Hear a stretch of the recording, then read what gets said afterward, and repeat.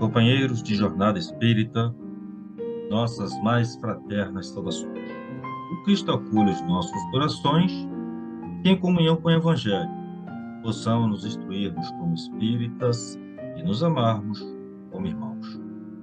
Eu sou o Roselito e este é mais um projeto da União Cristã Espírita Amor e Verdade, um pequeno encontro semanal sobre o livro Os Domínios da Mediunidade, de autoria do Espírito André Luiz, psicografado por Francisco Cândido Xavier.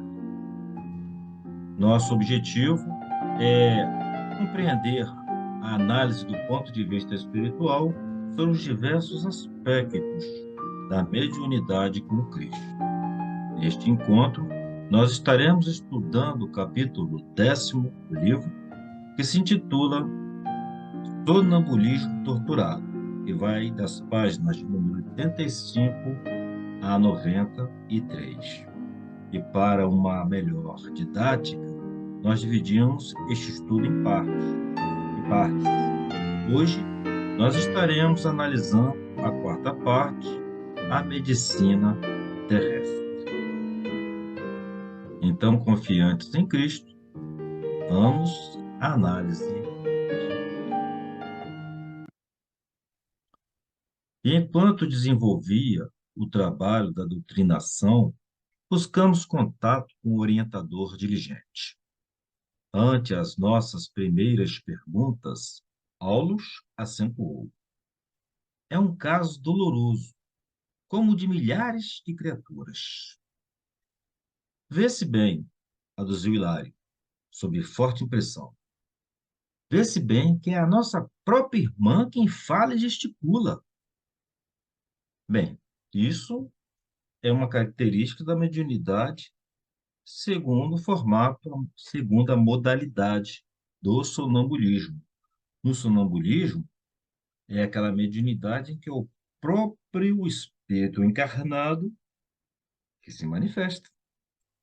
Ele pode até receber influências de outros espíritos, mas quem está ali transmitindo a comunicação é o próprio espírito encarnado, só que ele vai estar agindo como se desencarnado fosse, ou como se aquele corpo não pertencesse a ele, como se ele entrasse em transe e tivesse em outro mundo. Mas, na verdade, o dono daquela comunicação é o próprio espírito encarnado. Ele vai estar inconsciente quanto à sua situação ali de médium, mas estará totalmente consciente em relação ao mundo espiritual que ele estará transmitindo. Então, vê-se bem que é a nossa própria irmã quem fala e gesticula. Sim, aprovou o assistente. Entretanto, encontra-se imantada ao companheiro espiritual, cérebro a cérebro. Mesmo sendo ela a comunicante, mesmo sendo o próprio espírito encarnado que está transmitindo a comunicação, apesar disso, ela está sob a influência de uma terceira entidade. Poderá, todavia, recordar-se com precisão do que lhe sucede agora? Inquiri por minha vez. De modo algum. Tem as células do córtex cerebral totalmente destrambelhadas pelo desventurado amigo em sofrimento. Isso não quer dizer que todo médium sonambúlico não vai se lembrar. O que ele está falando aqui é o caso da irmã em questão, né? Como ela está muito ligada a essa terceira entidade e como ela está em um processo muito torturado, muito doloroso, ela não conseguiria se lembrar. Então, uma situação particular, no caso aqui, dela. De modo algum. Tem as células do córtex cerebral totalmente destrambelhadas pelo desventurado amigo em sofrimento.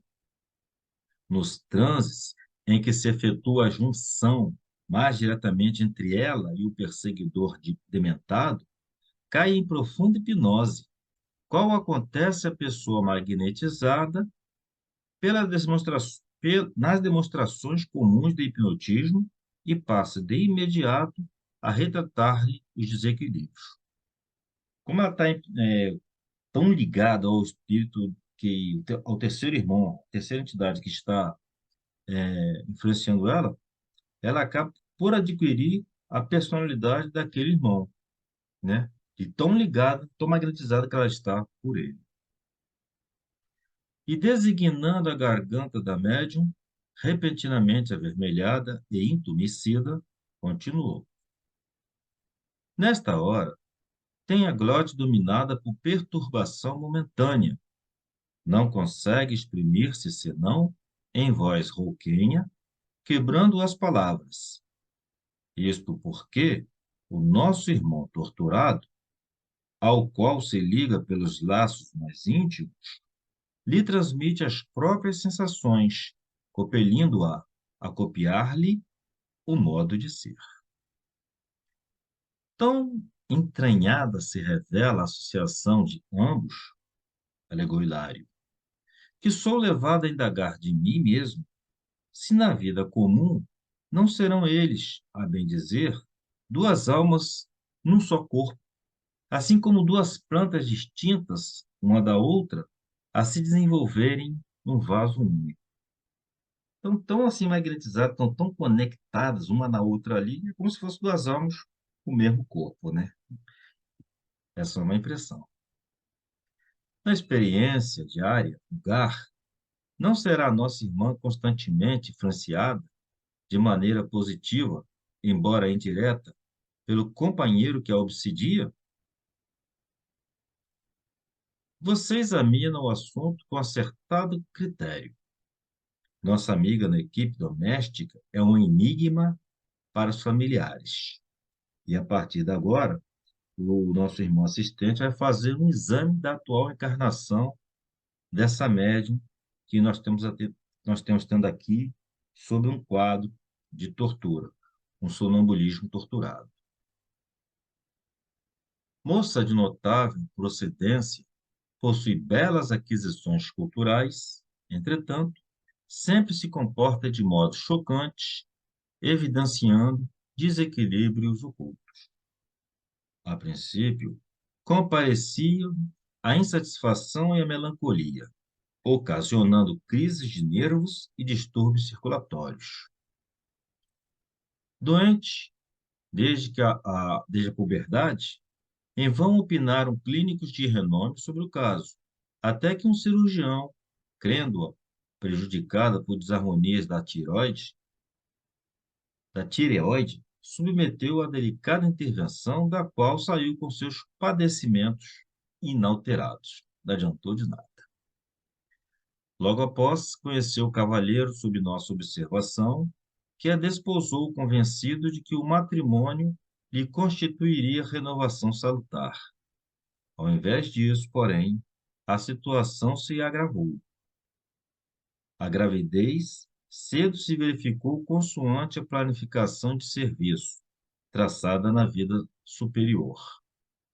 Nossa irmã doente deveria receber o perseguidor nos braços maternos, afagando-lhe a transformação e auxiliando-lhe a aquisição de novo destino. Mas, sentindo-lhe a aproximação, recolheu-se a insopitável temor, adiando o trabalho que lhe compete. A maternidade dela seria uma reaproximação entre ela e o espírito que a está oprimindo nesse instante. E foi o espírito a quem ela prejudicou, junto com o atual marido, a quem ela prejudicou na encarnação anterior. Só que ela, sentindo essa aproximação, acabou por rejeitar, por adiar essa maternidade. Impermeável às sugestões da própria alma, provocou o aborto com rebeldia e violência. Essa frustração foi a brecha que favoreceu mais ampla influência do adversário invisível no círculo conjugal. A pobre criatura passou a sofrer multiplicadas crises histéricas com súbita aversão pelo marido. Principalmente à noite, é colhida de assalto por fenômenos de sufocação e de angústia, amargurando o consorte desolado. Médicos foram trazidos, no entanto, os hipnóticos foram empregados em vão. Em franca demência, a enferma foi conduzida à casa de saúde, todavia, a insulina e o eletrochoque não lhe solucionaram o problema. Presentemente, atravessa um período de repouso em família, deliberando o esposo experimentar o concurso do espiritismo. E por isso que ele a trouxe até a casa espírita, onde está se dando essa observação. Bem, diante desse quadro tão dramático, tão dolorido, tão sofrido, a gente pergunta, dada a tecnologia, dada o desenvolvimento da medicina, por que a medicina terrestre não conseguiu elucidar o problema? Vejam que ela foi tratada primeiro como precisando de ajuda, depois submeteram a uma cirurgia da tireoide, também não adiantou, depois ela foi levada para um sistema psiquiátrico, onde ela recebeu o eletrochoque. Por que a medicina terrestre não conseguiu resolver esse problema? Para que a gente possa entender o porquê disso, é preciso que a gente tenha em mente duas coisas muito importantes. Nós precisamos ter a compreensão dos objetivos da reencarnação e precisamos também entender a lógica da justiça divina. Sem isso, não tem como a gente entender por que a medicina terrestre não conseguiu resolver esse problema. Bem, compreender os objetivos da reencarnação é até mais fácil. Por quê? Nós estamos aqui neste plano de provas e expiações, primeiro para reparar os equívocos do passado. Se a gente não os conserta, se a gente não os repara, se a gente não os reequilibra, fica mais complicado da gente progredir. Vejam que a nossa irmã teve a chance de reparar os equívocos dela quando da maternidade, que ela acabou enjeitando. Ali estaria a oportunidade para ela reparar todo o prejuízo que ela causou ao irmão em vidas anteriores. Mas com aquele sustar da gravidez, com o adiar da gravidez, né, quebrou-se essa oportunidade. Então, os equívocos que haveriam de ser reparados perderam ali a sua oportunidade de reparo. Então, um dos objetivos da reencarnação é reparar os equívocos. E se a gente consegue reparar esses equívocos, a gente consegue espaço para a promoção da nossa evolução intelectual, através do conhecimento, e isso é uma coisa que nenhum espírito perde, porque todo conhecimento que se adquire nas vivências terrenas, todo e qualquer conhecimento, ele é levado para a jornada espiritual e é reaproveitado numa próxima encarnação. Então, tudo aquilo que se aprende numa determinada experiência, ele fica para sempre gravado em nossa existência. Se um dia nós já fomos pedra, um dia nós já fomos vegetal, tudo aquilo que nós aprendemos nesta fase, hoje nós desenvolvemos com tranquilidade. Por isso que as nossas células se reproduzem, se conectam, sem nenhum esforço nosso mental para que a gente mude as células. A gente aprendeu isso como ser vivo naquelas fases que nós estivemos passando pelo mineral. Por isso que a gente hoje respira e transformamos o oxigênio, agregando as unidades de ferro através da corrente sanguínea. Porque esse aprendizado já fizemos lá atrás. Agora vamos aprender outras coisas para que a gente possa evoluir. E também a evolução moral, onde a gente vai aprimorar os nossos sentimentos, né? Porque a gente fala em amor, por exemplo, a gente dá muitos apelidos para o amor, sendo que o amor sempre foi amor. As outras coisas, amor isso, amor aquilo, o amor fraterno, o amor materno, o amor cordial, tudo isso são qualidades que nós damos ao sentimento do amor. Mas o amor em si, ele é amplo, ele é infinito. E é isso que nós temos que aprimorar enquanto estamos reencarnados. Também a superação dos conflitos, porque já que nós estamos num mundo de provas e expiações, é natural que haja conflito. Um avião, quando ele está decolando, primeiro ele tem um atrito com a pista, com a terra. Depois que ele recolhe o trem de pouso, ele tem um atrito com o ar. E se ele consegue superar esses atritos, se ele consegue superar esses conflitos, ele consegue vencer o seu voo, consegue completar a sua missão. Então, os conflitos sempre irão existir. Conflito aqui, o conflito ali. O objetivo não é correr dos conflitos. O objetivo é superar os conflitos. E à medida que a gente supera, a gente se aprimora. A gente vai evoluindo, tanto intelectual como moralmente. E, por fim, o objetivo da encarnação é a gente ser útil ao próximo. Aquela irmã teve a oportunidade de ser útil ao espírito que ela agrediu através da maternidade. Como mãe, ela seria útil espiritualmente ao irmão. Então, todos nós estamos aqui para sermos úteis a alguém. Nenhum de nós é colocado aqui na Terra, né, como uma referência especial de Deus, né? Como se Deus só gostasse da gente e só a gente pode progredir. Não, todos nós estamos aqui em coletivo. O grande salto é coletivo, por isso, e cada um de nós tem a sua habilidade, cada um de nós tem a sua especificidade, que é justamente para a gente, unidos, a gente possa ser útil ao próximo e toda a coletividade consiga, assim, com a união dessas habilidades, possa evoluir. Esses são os objetivos da reencarnação. Temos que entender também a lógica da justiça divina. E a lógica da justiça divina mostra para a gente que o homem é um espírito que está na matéria.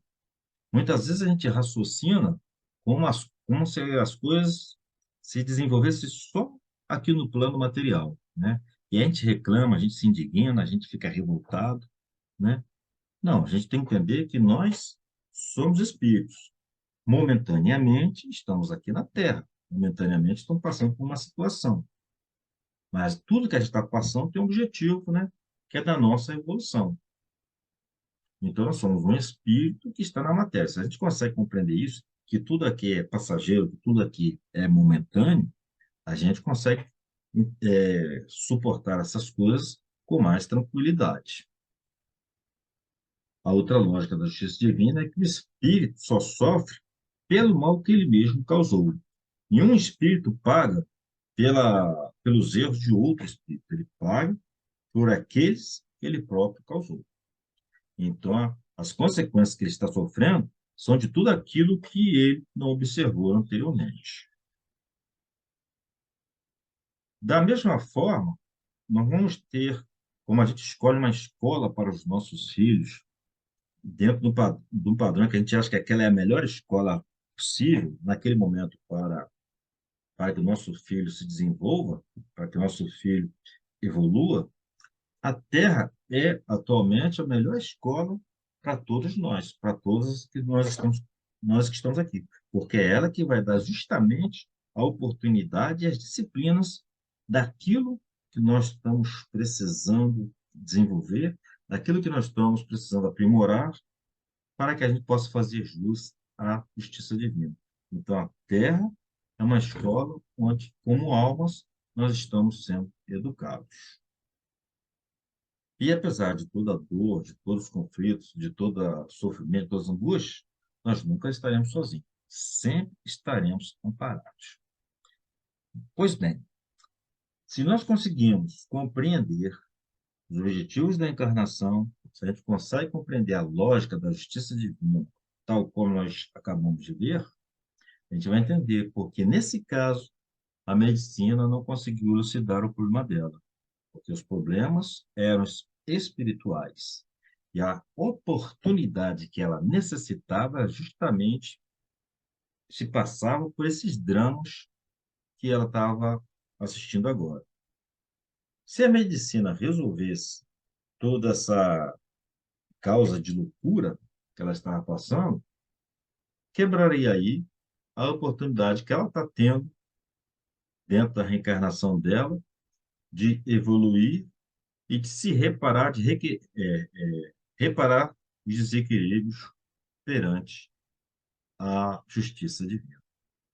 Então, por isso que no caso dessa irmã, a medicina terrestre não foi tão eficiente, embora tenha ajudado a ela a suportar o dia a dia. Mas tem algo ali dentro dela, do coração dela, ela precisa desenvolver, ela precisa se aprimorar para que possa alcançar a solução desse drama.